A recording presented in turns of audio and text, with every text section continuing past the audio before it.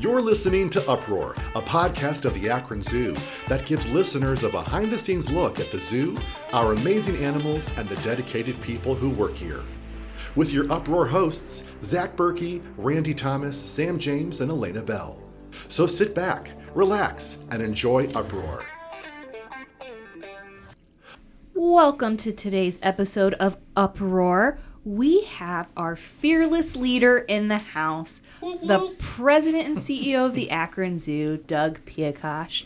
Welcome, Doug. Thanks, Elena. Nice to be here. Doug, you're our president and CEO, but you actually started your career as a keeper. Can you talk about your journey from keeper to CEO? Sure thing. Actually, I spent a large part of my early days as a keeper, but I actually started in this field in the horticulture department. So I was originally hired at the Bronx Zoo, the Wildlife Conservation Society, in the mid-'80s to study plant-animal interactions on habitat for a variety of different animals on that 500-acre site. Because I had a long history of subject matter expertise in the area of horticulture and botany, because I actually was the foreman of a landscape company while I was in college to help pay for it. Wow. And the Bronx leveraged that knowledge and my animal science degree as an undergrad and deployed me there under Dr. Mark Worms to study how to make these habitats better for the welfare of the animals that called them home. From there, I was in that role for probably about a year and a half, maybe almost two, when I decided that I wanted to kind of move on to that next phase. And the next phase for me, since my undergrad degree was in animal science, was to really hone in a little bit more closely on some group of species, because the way the Bronx Zoo was organized, and still is, there's a ornithology department, and ornithology is the study of birds, mammalogy, which is the study of mammals, herpetology, which is the study of reptiles and amphibians. And so we were broken down into these particular types of animal departments. I actually did some internships across multiple ones, and always had been fascinated by birds since as long as I can remember. So yeah, I know that's something that people are like, oh my gosh, be quiet. But there are 8,600 different species of birds, and so there's always something to keep you busy, and they all interact with each other very differently than any other bird species interacts with their conspecifics. So in the end, I chose to interview in the Department of Ornithology under Dr. Chris Shepard and Dr. Don Bruning, and spent more than the next decade there actually deploying that subject matter expertise that helped me in horticulture for ornithology. Because when you think about it, even the indoor habitats for birds are very heavily planted. The natural elements of that habitat really support their ability to nest and to court each other, and in some cases plantings for food. And it was really an amazing experience. I ended up, through that work, specializing in water birds to study plant-animal interactions on habitat for a variety of different animals on that 500-acre site. So how did you get from the Bronx Zoo to the Akron Zoo? I feel like that's a very big difference. So I didn't come to Akron for my interview. I did my interview in Seattle at an Association of Zoos and Aquariums conference because it was just easier than all of us like getting ready for me to fly in from New York City to Akron, Ohio, and we were all there at that conference. Had you seen Akron, the zoo at Akron, Ohio before? I had not physically seen the zoo before that interview. And Pat said something at the end of that interview that none of the other places had to offer. And she said, well, I know Akron Zoo is small, but if you choose Akron, you're going to help me build a zoo. And to a 20-year-old, like, not 20 quite, I was like 28, but still to somebody in their 20s, that, like, mind-blowing. You know, yes, I wanted to make an impact. That's why I was looking to make a move. And I just had the CEO of that company tell me that if I chose to come to Akron, I would help them build a zoo. And I believed her. I absolutely believed her, and it was very exciting. The zoo was what I thought it was because I had already had the conversations with Pat. It was like maybe an acre and a half developed all wet, but there were no large cats. There were From an exotic animal standpoint, animals in need of work or part of species survival plans, we did have red pandas, but they were in a balin cage, so think corn crib on a farm. So it was not what I would have considered a cutting-edge facility or a facility that was in solidly good shape. And I knew that coming in. What kind of economic impact does the zoo have for the Akron area? One of the things to just back up, what's the importance of economic impact? For every public dollar the Akron Zoo receives, we return $8 in economic activity back to the people of Summit County. And that's particularly important for the same reason that making an investment in, for example, a retirement account is important, because that investment grows over time. The investment made in the Akron Zoo through philanthropic support and also through our tax levy actually brings additional dollars and additional spending into Summit County. So this is one way that both the business community and general residents benefit from the zoo, whether they choose to come and visit with us or not. Doug, what is your favorite animal that you have brought to the Akron Zoo? Okay, I got to say this because you've heard me say this before. Asking me what my favorite animal is like asking me to pick which of my children is my favorite. So which is your I children understand. is your favorite? If I would have to tell you what excites me the most, I've already shared, like birds are my thing. Oh, Ornithology is my area of study. You're a bird nerd. Yeah, I can't help that. And self-admitted, so I don't take that as an insult It's in not an whatever insult, way. yeah. It's a compliment. You know, those of us who are bird people, we would proudly wear T-shirts that say bird nerd. So I know I'm not alone. The area in the zoo that still captures my imagination the most is our penguin habitat. So Penguin Point at the zoo, when it was built, it literally was a cutting-edge facility. It was benchmarked by many other organizations coming to Akron to look at how we had actually delivered on that penguin colony here. And it was unique to Northeast Ohio. So it was the only penguin colony in Northeast Ohio and still is. So which one excites me a lot? That penguin exhibit certainly does, that penguin habitat. So, Doug, from what I understand, you talk about the Akron Zoo a lot.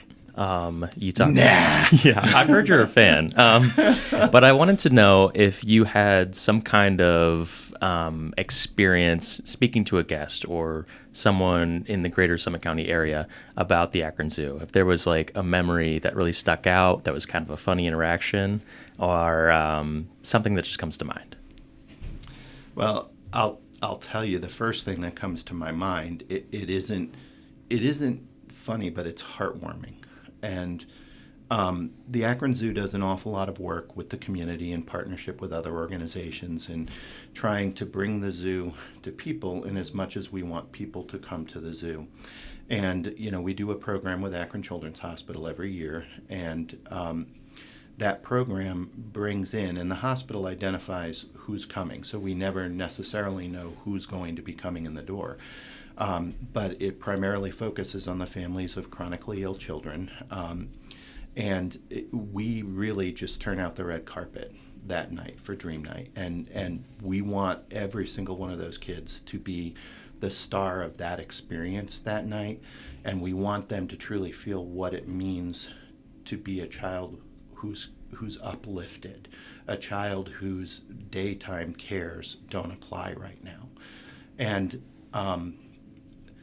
I was actually volunteering for one of the Dream Nights out at our Galapagos tortoise habitat, and we had offered browse for kids to be able to feed our 2 Galapagos tortoises. And a young girl who was taking the browse from me, and I was talking to her as she was feeding it, started to cry. And I'm like, it's okay, he's not going to hurt you. And she said, no, that's not it. And I said, well, is there something I can do? And she said, no, this is just the first time that my brothers and sisters are with me in a place that they're having fun. And it just, I'm getting choked up even talking about it, but it really moved me because I have 3 kids of my own, and they've never been in a position where their siblings are only ever brought to hospitals because they can't be left at home. And that's what this young girl was telling me. And that underscored the importance of that night. And I've never forgotten that, because the work we do is about saving wildlife and wild places. But for who? It's for our kids. It's for the future generations. And we make that impact by making connections like that are so deeply and incredibly meaningful and moving. That's the importance of the work we do. And that kind of connection gets repeated over and over and over again, whether it's at Dream Night every year, or whether it's in partnership over our inclusion days, or any of our free admission days, or any of our work with individual companies, or our work with every school. I mean, I was just talking to our education department. One of our goals was to ensure that the Akron Zoo is in 100% of Summit County schools by the time we are done with this period, this levy period, this strategic plan. This year, we're only missing one school system. We have been in every other school system. And I just think back to when I started here almost 30 years ago. We worked with Akron Public and Akron Public only, and we had one educator on staff. We now have an entire team of teachers who go out and leverage these connections that are meant to impact people and to move people to lifelong learning and then conservation action. And that's what they do. And we're now in almost 100% of schools already. And by next year, I'm told, we will be in 100% of Summit County schools. I mean, that's just incredible when I look back to when I first started till now. And those connecting points, they allow everybody to truly experience what conservation is, why it is important, and at the same time, especially for kids in school, challenge them towards 21st century skills, 21st century thinking, all of this appreciation of not only the work we do, but the unique way in which we do it. And the fact that we're not looking to leave anyone out, because we're very intentionally going after every group of people, every group, because we're all in this together. We're in the environmental situation we're in because of the sum total of the actions of 8 billion people, and the fastest way out of it is through the sum total actions of 8 billion people in an environmentally mindful way. And that's what our education work's about, that's what our conservation work's about, and it all starts with the connection that we seek to drive with opportunities like that. Nicely said, Doug. Now we're going to take a quick break and play a game. Oh, if you could only see the look on Elena's face right now. All right, take it away, Zach. All right, here at Uproar, we like to call it 10 questions. Oh, boy. Okay, I'm known for my 20 questions. Well, since it is... We do things differently at Uproar. Yeah, we do a little bit different. How it will work is you will ask us 10 yes or no questions in order to determine what animal we are all thinking about. To make it a little bit easier, since, as you said, it's normally 20 questions, I will tell you we're thinking about a bird. And also here at Uproar, we are not experts in these animals. So when you ask a question we don't know, we have our fact-checking devices, also known as Google. So there may be a moment in time. If we don't know the answer, we're going to check, make sure we got the right answer. I feel outnumbered, so you all know what this bird is, and I'm supposed to be asking questions. That is correct. Yes, correct. You get the idea of the game then. The door is locked, and Tick-tock, tick-tock. All right, Doug, are you ready? I'm ready. All right, go ahead and ask away. Does the bird get off the ground ever? yes. Yes. Is the bird a Northeast Ohio native? No. Is the species a North American continental native? Yes. Is it the Caribbean flamingo? No. Hey, you're going Oh my straight to gosh. going guessing, huh? Yes. Well, I that wasn't a guess. It was a question. I did phrase it I properly. mean, there's a million different species in North. Is it a species currently calling the Akron Zoo home? No. It is not. So the hint that I'm gonna drop you is it's on the Pacific coast of North, Central, and South America. Of North, Central, and South America. Pacific coast. Okay, that would be any one of about 1,000 different species. But you narrowed it down to not necessarily 1,000. like the coast. That's Yeah. pretty good. It's 1,000 out of 8,600. It's on the western side of that continent. Of which continents? North, and Central, or yeah, South? Yeah. Yes. It's on the western side of all. Yes. Yeah. It's not necessarily a coastal bird, but it's on the western region. Is this a well-known endangered species? No. So it is not endangered and it is not well-known. And that's a clarifying question. They are not classified as endangered, but they are declining. Okay, and not well-known. Good God almighty. I want to give you another hint, too. I want to say the size of the bird might help. Because, there's a lot of birds. So it gets to about 34 inches tall with a 5-foot wingspan. So 34 inches tall, western distribution, significant wingspan, not endangered, but declining. There's a color associated with this bird. A specific color in the name. name. I don't know if I gave that away or not. I will take that. I have a lot of guesses, but that'll blow the last, 2 questions that I have. So, is it one of the boobies? Yes. Yes. Yellow-footed? No. No. No. Dang! Oh, no. You're so close. All right. Blue? Yeah. Yeah. Yeah. Ding ding ding ding ding. Can you say the that whole? was gonna be- say the whole answer. The blue-footed Yes. booby. Yes. Nice. Is there anything we haven't talked about that you'd like to share? Well, one of the things that I'd like to point out, our mission is about you, the people listening to this. That's what our mission is about, because we're seeking to save wildlife and wild places for you. And there is an opportunity for you to be involved in that personally. We have our adult volunteer program, which is our educators, where you can be trained as a roaming edzu and actually go out and be one of the extensions of our education department at a particular habitat in the zoo to truly try to connect people to the story of those species and do your part to connect, to move people to lifelong learning and then to conservation action. There's just so many opportunities to get involved. I'd challenge all of you to come forward and say, this is what I'm interested in. What might I be able to help with? Because saving wildlife and wild places starts with me and with you. Specific. I was just going to ask you, what's the funniest, craziest animal story here at the Akron Zoo during your time? Dig deep.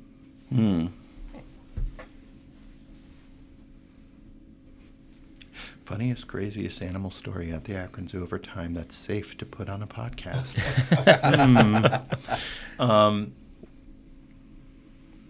It doesn't have to be safe. One of the things that comes when you work with wildlife is the level of unpredictable circumstances that you will find yourself in. Every single animal we work with is unique. Every single animal we work with is as unique as every member of your individual family. And that's part of the reason we love them all so much, because we get to know them very closely by developing relationships with each animal over time, but every day, because that then grows trust between them and us.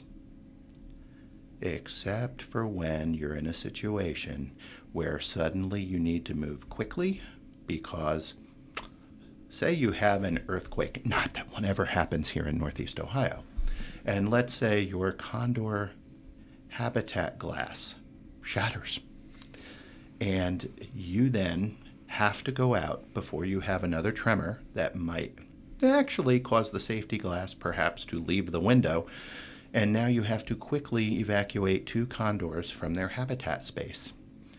And the only other person nearby at that point happens to be your registrar. And Michelle Studer, if you're listening, you will remember this day very clearly. But she and I both had to go in and evacuate our condor pair and ended up being coated in vomit, and just birds or not your own? the expected. No, thankfully the birds. If it was my own, I could have actually owned that. But actually, what comes up out of a condor when they experience stress, because you've experienced stress, doesn't smell very good, doesn't look very good, and it is a moment that will live in infamy. And I just recall at that point both of us going, and the birds were fine. We got them out of the habitat. We were able to board up the window. I moved, I'm saying this to myself, I moved to Northeast Ohio, not California, so I was not expecting earthquake. But yes, it was an earthquake, and that is the reason we had to evacuate the birds from that habitat very quickly after the break of that window. And so we'll just say it was an interesting day. There have been many other things, but like I said, every individual animal is different. And when you work in a predictable way with them, then they know what to expect from you, you know what to expect from them. But when something happens and you have to go and safeguard that animal, and you have to do it relatively quickly, all of the prediction goes out the window.